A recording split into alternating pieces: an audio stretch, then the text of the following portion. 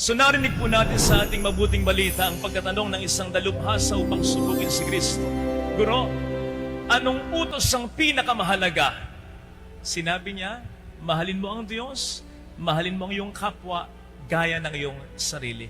Alam po ninyo, medyo nakapagtataka ang sagot na ito sapagkat karanasan ang magsasabi sa atin kapag tinanong ka, ano ba ang pinaka-paborito mong pagkain?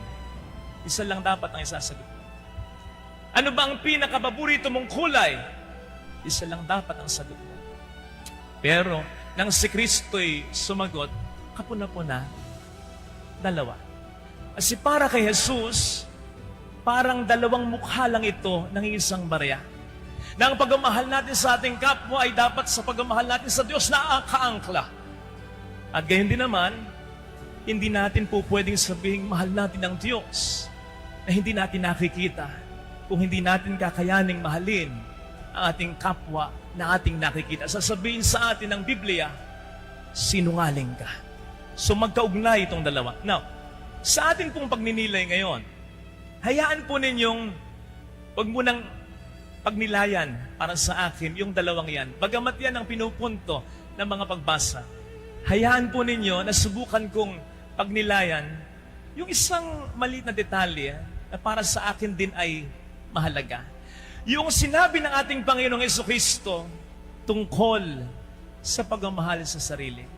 Mahalin mo ang kapwa mo gaya ng sarili mo. Noong una po, na naisip ko ito, medyo alanganin din. Kasi ang dating sa akin ay may konting pagka-negatibo. Lalong-lalo na kapag sa tuwing maaalala ko, yung sinabi ng ating Panginoon na wala ng pag-ibig na hihigit pa sa pag-ibig ng isang taong nag-aalay ng kanyang buhay para sa iba. Nevertheless, hindi ko naman po sasabihin na ang pag-ibig sa sarili ang siyang dapat na pinakamahalaga. Dapat sa pag-ibig sa Diyos at sa kapwa, yan ang pinakahuli. Kaya lang, baka pwede rin nating bigyan ng pansin in as much as ang sarili, ourselves, ay mahalaga din. Naisip ko po kasi, kung hindi ito ganong mahalaga, hindi sana ang sabi na lang ng Panginoon, mahalin mo ang Diyos, mahalin mo ang iyong kapwa, tapos na. Pero hindi. Hinabol niya binanggit niya, gaya ng iyong sarili. Hindi kaya ang sarili din ay dapat nabigyang halaga? Naisip ko po, hindi ko alam kung tama ako. Pero ang ating Panginoon sa palagay ko ay nagpahalaga din kahit papaano sa kanyang sarili. Hindi naman walang puknat ang ginawa niyang paglilingkod. Marami siyang ginawa, pero natulog din naman siya kahit papaano. Namahinga na din naman siya kahit papaano. Kasi kung 24 hours siyang naglilingkod at walang pahinga, baka hindi kamatayan sa krus ang ikinamatay niya, over fatigue, di ba?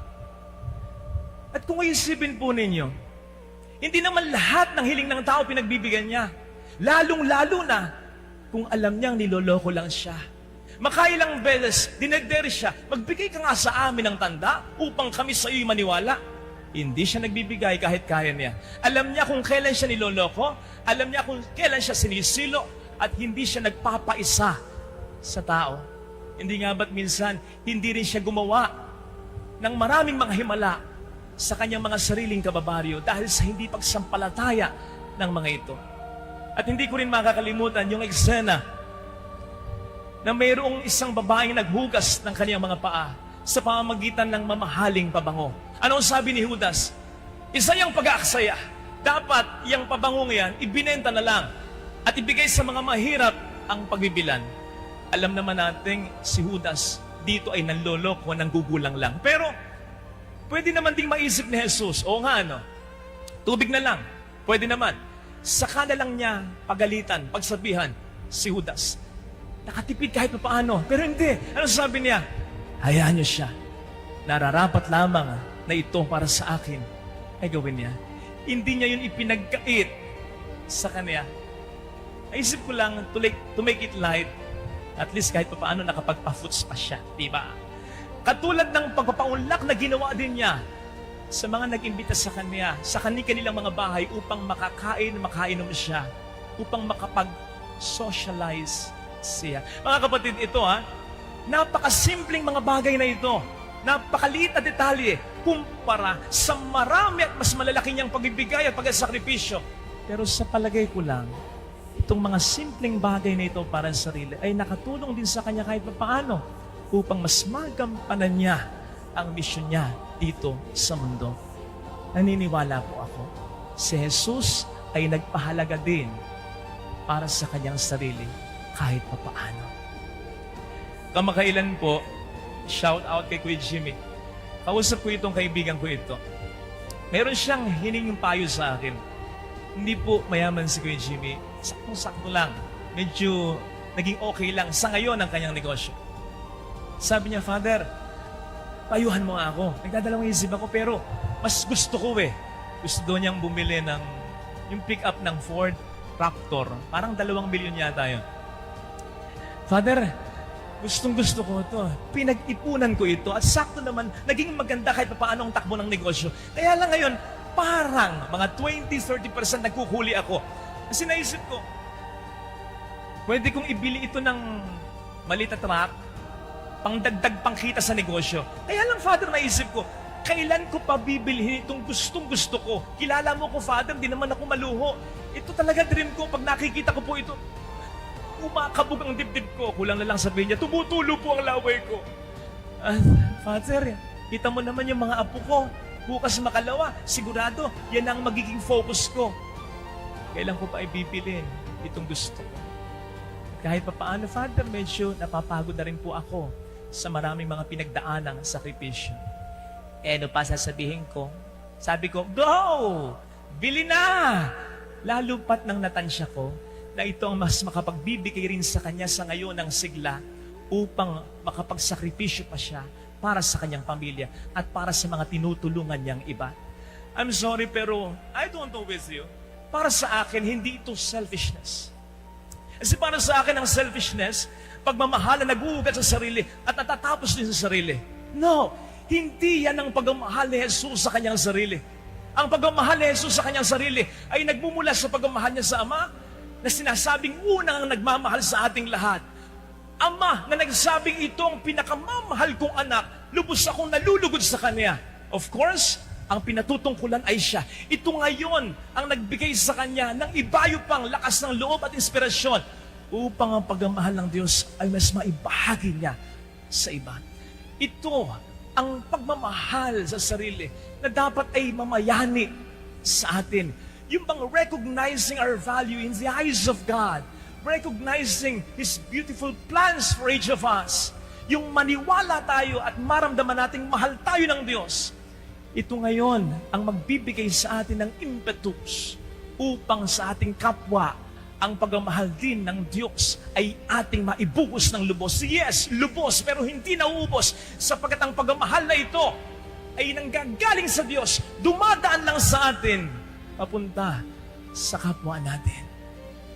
And so please, do not be afraid to celebrate God's love for you. Mag-relax ka rin. Feeling blessed din. I-treat mo rin ang sarili mo. At higit sa lahat, appreciate God's love for you. Yan ang lagi kong sinasabi sa mga nakabilanggo sa ating mga preso. Sapagkat kung hindi kayo maniniwala na mahal kayo ng Diyos, kung hindi kayo maniniwala na may maganda pa ring plano ang Diyos para sa inyo, wala na kayong magiging dahilan para lumabas pa dito at makapagbigay ng pag-asa at pagmamahal pa rin sa kapwa nyo, lalong-lalo na sa pamilya nyo. Wala tayong maibibigay kung wala tayong pagkukunan dito. Mahirapan tayong magbigay ng pagmamahal sa iba kung sa pagmamahal ang ating sarili ay basyo na. Parang espongha. O di ba't ang espongha? Say this, espongha. I-dip mo yan sa liquid. Unang piga, pangalawang piga, pangatlong piga, ang daming lalabas dyan. Ang daming ibibigay na liquid niyan. Pero subukan mong pigain lang ng pigain yan. At hindi mo na ididip uli sa liquid. Halos wala nang maibibigay yan. May maibibigay yan, pero kinakailangan mong pigain ng pigain yan. Isipin mo, ang sarili mo ay yan. Bigay ka na lang ng bigay, pero wala kang tinatanggap. Wala kang nararamdamang pagmamahal. Kaya nga may mga nagbibigay, may mga nagsasakripisyo na puro reklamo. Kasi nga, wala nang pinanggagalingan dito. Said na kahit papaano. Eh, hindi ba't sinasabi sa atin ng Bible, God loves a cheerful giver. And that can only happen kung pahalagahan din natin kahit konti ang sarili natin. Besides, mawala man tayo ngayon sa mundong ito, iinog pa rin ito. Mamatay ako ngayong gabi, bukas makalawa, baka makakita na ng bagong assistant dito, kapalit ko ang katedral na ito. Yung mga nanonood dito sa Facebook ko, o pwedeng lumipat din sa ibang pare na makakapulutan din naman nila ng aral sa bawat linggo. Makamove on ang pamilya ko, ang mga kakilala ko. Ang dami ko nang nakitang ganon. Talagang mahal na mahal nila yung tao, napakaraming ginawa. Pero lumilipas ang taon, unti-unti, hindi natin ito dapat masamain. Dapat lang sila yung makapag-move on. Walang masama doon. Ang sinasabi ko lang ito, huwag nating miss yung maliit na detalye. Maliit lang na detalye, pero mahalaga kahit paano ang ating sarili na walang sino man ang mananatiling laging nandyan para sa atin, bukod sa Diyos, kundi ang sarili natin. Tayo ang unang-unang magmahal dapat sa sarili natin. Again, dapat ito ay sa huli, ha? Pagmamahal sa Diyos, pagmamahal sa kapwa, huli ang pagmamahal sa sarili. Pero tandaan natin, ito rin ay importante sapagkat yun ay magkukonekta sa pagmamahal sa Diyos, sarili, papunta sa kapwa natin. Amen. Thank you for watching. Please like, share, and subscribe.